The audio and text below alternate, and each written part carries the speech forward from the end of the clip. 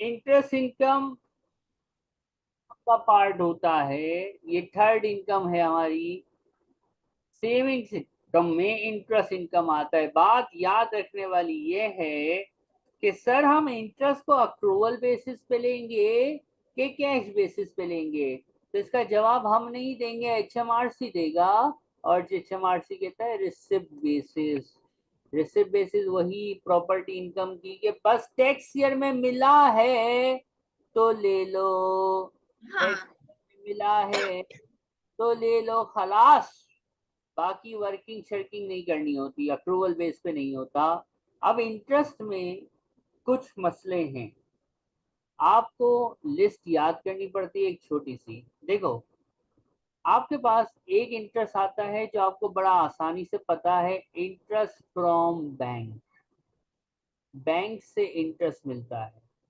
UK में आपकी building societies भी होती हैं, वो भी आपको इंटरेस्ट देती हैं। ये दो चीजें यूके में बड़ी कॉमन है, बिल्डिंग सोसाइटीज और बैंक। इन दोनों से जो इंटरेस्ट आता है ना, वो तो होता है टैक्सेबल। क्या होता है वो? टैक्सेबल। कि अगर आपको बैंक ने इंटरेस्ट दिया है या किसी भी बिल्डिंग सोसाइटी से आपको इंटरेस्ट मिला है, तो रिसिप्ट बेसिस के ऊपर वो आपकी टैक्सेबल इनकम का हिस्सा बनेगा और आपको उस पे ना चाहते हुए भी टैक्स देना पड़ेगा। टैक्स देने की हाँ। चाहत की नहीं होती, लोग चाहते हैं टैक्स को इवेट करें, लेकिन गवर्नमेंट टैक्स लेके रहेगी। ठीक है, तो बात तो यहाँ तक ये हो गई क्लियर कि भाई इन दोनों पे आपको टैक्स देना है। इसके अलावा कुछ स्पेशल अकाउंट्स होते हैं। इसके अलावा क्या कहा मैंने, कुछ स्पेशल फीचर्स के अकाउंट्स होते हैं जो टैक्स फ्री होते हैं। यानी कुछ इंटरेस्ट ऐसे होता है जो आपका जिस पे टैक्स नहीं लगता, यानी आपको वो लिस्ट याद करनी पड़ेगी। ठीक है, सबसे पहले मतलब कि वो नॉन टैक्सेबल है। नॉन टैक्सेबल, टैक्स फ्री या टैक्स एग्जेम्प्ट, वो कौन से राइट। हैं? वो है, आपको अगर इंटरेस्ट मिलता है फ्रॉम आईएसए से। आईएसए का फुल फॉर्म है individual savings account. Individual savings account, आपको इंटरेस्ट मिलता है सेविंग सर्टिफिकेट से। आपको इंटरेस्ट मिलता है नेशनल सेविंग सर्टिफिकेट से। अगर आपको या आपका कोई प्राइज बॉन्ड निकल आता है, या आप कोई लॉटरी जीत जाते हैं, ये भी इनाम ही है ना, लॉटरी, प्राइज बॉन्ड, निकल आना। ठीक है, अगर ये चार फीचर्स जो आपके सामने लिखे हैं, इंटरेस्ट आपको इन चारों में से किसी एक जगह से मिलता है, तो ये टैक्स फ्री होता है। टैक्स फ्री बोले तो कि इस पे कोई टैक्स नहीं लगेगा।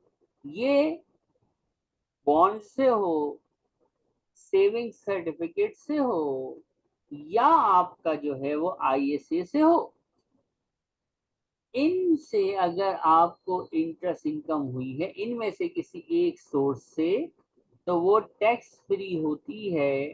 टैक्स फ्री बोले तो एग्जेम्प्ट, एग्जेम्प्ट फ्रॉम टैक्स। कि आपको अगर इन चारों में से कहीं से भी मिले तो वो एग्जेम्प्ट है। यहां तक कोई सवाल है? एनएस, नेशनल सेविंग सर्टिफिकेट के लिए एग्जामिनर कभी कभी एक वर्ड यूज करता है, NS&I सर्टिफिकेट्स। तो ये भी सेम ही चीज है, कोई अलग चीज नहीं है। बस सर्टिफिकेट्स लिखा हुआ हो तो वो एग्जेम्प्ट होते हैं। यहाँ तक कॉपी भी कीजिए, कोई सवाल जहन में आ रहा है तो पूछिएगा। ये सवाल तो नहीं आ रहा। अब लिख लिया मैंने। इसके अलावा कुछ और भी इंटरेस्ट होते हैं। एक होता है interest from gilts. Gilts government bonds, treasury bonds, ये एक ही चीज के तीन नाम आप समझ लो।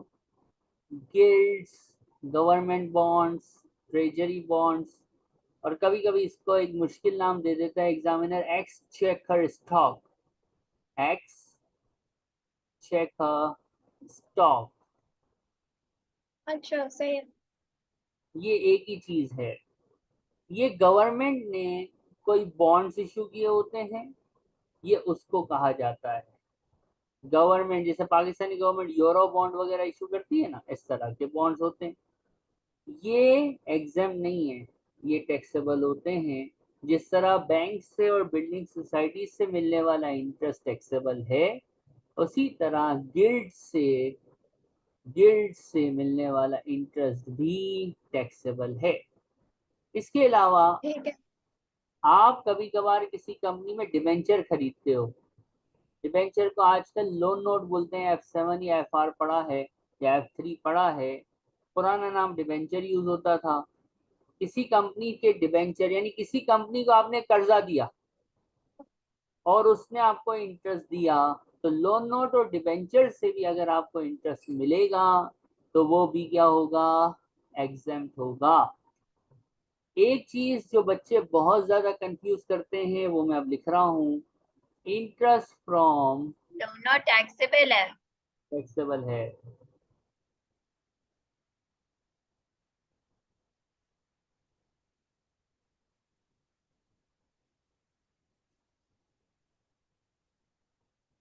NSNI इन्वेस्टमेंट अकाउंट, इसको बच्चे कैसे कंफ्यूज करेंगे सर? देखो, ये है NSNI सर्टिफिकेट्स और ये है NSNI investment account. NSNI certificate से अगर हराम कमाया तो वो हराम पे कोई टैक्स नहीं है, लेकिन अगर NSNI इन्वेस्टमेंट अकाउंट से हराम कमाया तो उस हराम पे पूरा टैक्स है, पूरा, जरा भी टैक्स नहीं छोड़ेंगे, पूरा गवर्नमेंट टैक्स वसूल करेगा। यहाँ तक कोई तकलीफ? इसके अलावा अब हम एग्जाम की बात ही कर रहे हैं तो हमने आपको लॉटरी प्राइज बॉन्ड भी बताया। इसमें अगर गवर्नमेंट आपको कोई ग्रांट दे दे ना, गवर्नमेंट ग्रांट दे दे, ग्रांट, आपने IS-20 अगर FR पढ़ा है तो पढ़ा होगा, नहीं पढ़ा तो हम बता देते हैं। गवर्नमेंट आपको कोई क्या दे, नहीं याद है। कोई बेनिफिट दे दे, कोई आपकी पैसे बचा दे, गवर्नमेंट आपको सब्सिडी दे दे तो इस पे भी कोई टैक्स नहीं लगता। गवर्नमेंट कोई ग्रांट दे दे तो उस पे भी कोई टैक्स नहीं लगता। और अगर आपको कोई स्कॉलरशिप मिल जाए, स्कॉलरशिप, आपका बहुत अच्छे मार्क्स आए टैक्स में, आपने टॉप किया, यूके वालों ने बोला आ जाओ, बाकी ACCA यूके से करना, स्कॉलरशिप मिली, फायदा हुआ। अब इस स्कॉलरशिप पे गवर्नमेंट आपसे, यूके की गवर्नमेंट आपसे टैक्स नहीं मांगेगी। तो ये है हमारे पास एक छोटा सा टॉपिक, इंटरेस्ट इनकम की टाइप्स, कि कौन सी इंटरेस्ट इनकम टैक्सेबल है और कौन सी जो है वो एग्जाम्प्ट है। इसके साथ मैंने आपको दो चार और चीजें जैसे प्राइज बॉन्ड, लॉटरी, गवर्नमेंट की ग्रांट और स्कॉलरशिप भी बता दिया। बाकी ये आपको रटा मारना है, हिफ्स करना है। पेपर में ये चीज आती है, CRQ के अंदर क्वेश्चन में लिखी होती है और बच्चों को याद नहीं होती, तो वो एग्जाम्प्ट को भी टैक्सेबल बना के अपने मार्क्स जाया कर जाते हैं। तो that's it for savings income.